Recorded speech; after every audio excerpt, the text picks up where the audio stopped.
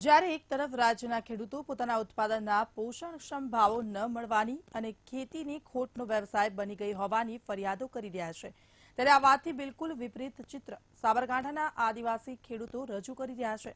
તેઓ કહે છે કે ખેતીથી તેમની કમાણી વધી છે અને તેમનું જીવન ધોરણ પણ બદલાઈ ગયું છે। તો આ વનબંધુઓ શાની કરે છે ખેતી અને કેવી રીતે બદલાઈ ગયું છે તેમનું જીવન ધોરણ, જોઈએ આ અહેવાલમાં।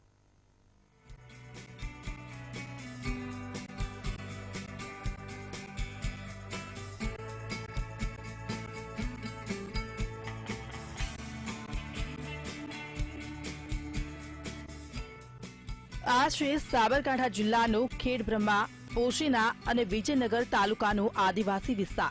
અહીં મોટાભાગે ખેતી, પશુપાલન અને વન પેદાશો ઉપર જ લોકોનું જીવન ધોરણ ચાલતું હોય છે। અહીંના લોકો ખેતી કરવામાં માહિર હોય છે, પણ આધુનિક ખેતીથી અજાણ હોવાથી તેઓ વધુ ઉત્પાદન મેળવી શકતા નથી। પણ આ આદિવાસી વિસ્તારોમાં એનજીઓ દ્વારા અહીંના લોકોને બાગાયત ખેતી માટે જાગૃત કરી તેમને ચીલાચાલુ ખેતીથી આધુનિક ખેતી તરફ વાળવામાં આવી રહ્યા છે। તો સાથે જ અહીં વિકસિત, ટાટા ટ્રસ્ટ અને સની જેવી એનજીઓની મદદથી મહિલાઓને સ્વસહાય જૂથ બનાવી પૈસાની બચત કરાવી તેમાંથી જરૂરિયાતમંદોને લોન આપી તેમને આર્થિક સહાય કરી રહ્યા છે। સાથે અહીંના લોકો ખેતી કરવામાં માહિર હોવાથી હવે તેઓ બહાર મજૂરી કરવાના બદલે પોતાની જમીનમાં ખેતી કરવા લાગ્યા છે। તેમાં પણ ખેતી સાથે કપાસના પ્લોટનું વાવેતર કરી બિયારણ ઉત્પાદન કરીને સારી આવક મેળવી રહ્યા છે, જેમાંથી થતી આવકનો ઉપયોગ તેઓ સિંચાઈ વ્યવસ્થા ઊભી કરવા અને બોર ખોદાવવા પાછળ ખર્ચી રહ્યા છે। પોતાની જમીન ઓછી હોવા છતાં તેમાં જુદા જુદા પાક લઈ તેમાંથી સારી આવક રળતા થયા છે। સરકારની જુદી જુદી યોજનાઓનો લાભ લઈ ડ્રીપ ઇરિગેશન પણ અપનાવી રહ્યા છે। સાથે જ વિસ્તારોમાં 200થી વધારે ખેડૂતોએ કપાસના પ્લોટનું વાવેતર કર્યું છે, જેથી માત્ર 10 ગુંઠા જમીનમાંથી 30,000થી વધુની આવક કરી લેશે। અહીંના વિસ્તારમાં એનજીઓ દ્વારા 24 ગામના 6,000થી વધુ લોકોને જોડી તેમની આવક વધારવાના પ્રયત્નો કરી રહ્યા છે। તો સાથે જ અહીંના ખેડૂતો સાથે સાથે પશુપાલનનો પણ વ્યવસાય કરી પોતાના જીવન ધોરણ ઊંચું આવતા પોતાના બાળકોને સારું શિક્ષણ આપવાનું તેમનું સપનું પણ સાકાર થઈ રહ્યું છે।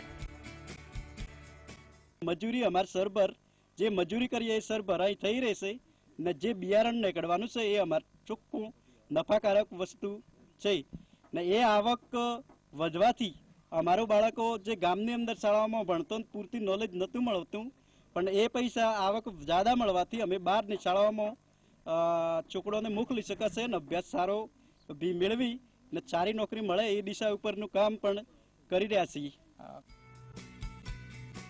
અહીંના વિસ્તારના વનબંધુઓનું જીવન ધોરણ ઊંચું લાવવા એનજીઓએ કમર કસી છે। હવે વનબંધુઓ કપાસ પ્લોટિંગમાંથી બાગાયત પાકોનું પ્લોટિંગ કરી તેમાંથી પણ વધુ કમાણી કરવા માટે કારેલા પ્લોટિંગ કરવા માટે પ્રેર્યા છે, જેને કારણે ઓછા સમય અને ઓછી મજૂરીથી વધુ કમાણી કરી શકે।